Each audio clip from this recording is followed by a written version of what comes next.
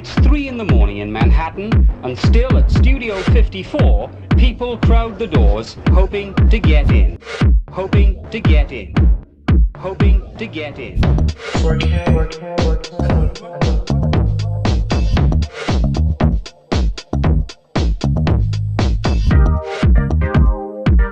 Most people don't make it, but that doesn't stop them turning up night after night to take part in this slightly absurd ritual in which dignity matters much less than being able to boast later you actually got inside. The rewards for the lucky ones are a frenetic night of dancing in a setting like something out of Star Wars.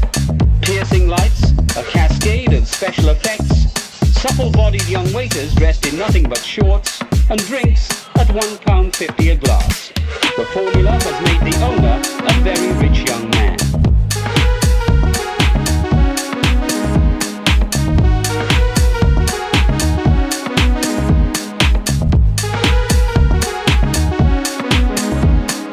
Society columnists adore Studio 54 for the personalities it attracts, like soccer player Pele. But the real stars, one suspects, are the music, the lights, and the dance floor, where practically anything goes.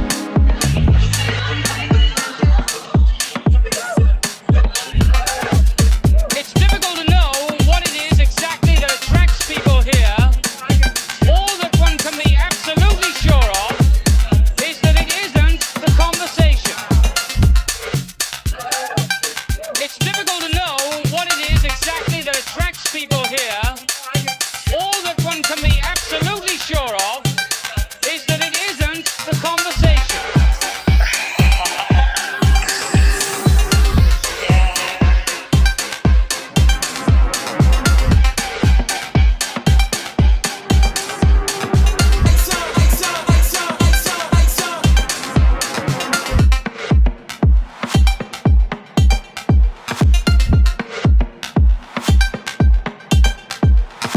In its heyday, Studio 54 was second to none. People would wait online for hours to dance the night away. It was the place to be and also to be seen. But now, Studio 54 is history. To dance the night away.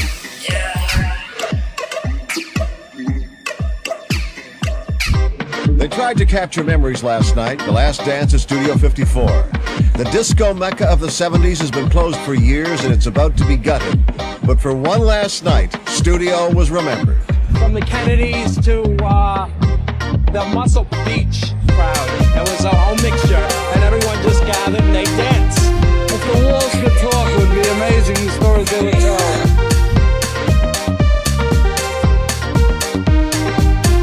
It was a whole mixture, and everyone just gathered and they danced. And they dance. And they dance. And they dance. If the walls could talk, it would be amazing the stories they would tell. If the walls could talk, it would be amazing the stories they would tell. Regardless of time, regardless of place, we find a way to bust a move. It's fun, sure, but that doesn't really explain things. Dance seems to be the ultimate frivolity. So how did it become a human necessity? The answer lies in our social nature. We are born into groups that already have ideas and customs and languages and symbols. We call these groups societies, and they are essential to human flourishing. Yet jealousies, conflicts and disagreements also drive us apart. A century ago, the French sociologist Émile Durkheim set out to provide a scientific understanding of what glues societies together, in spite of our differences. A part of the answer is what Durkheim called collective effervescence.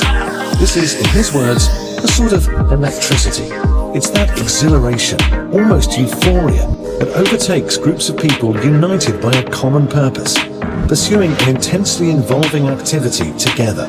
Collective effervescence is a flow, a sense that yourself is melding with the group as a whole.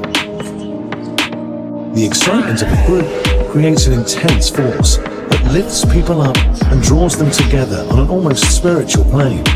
And sure enough, it's an experience that is found in religions across the world. And dance is the great accelerator of collective effervescence. Dance, especially in its ritual and sacred forms, is a social glue.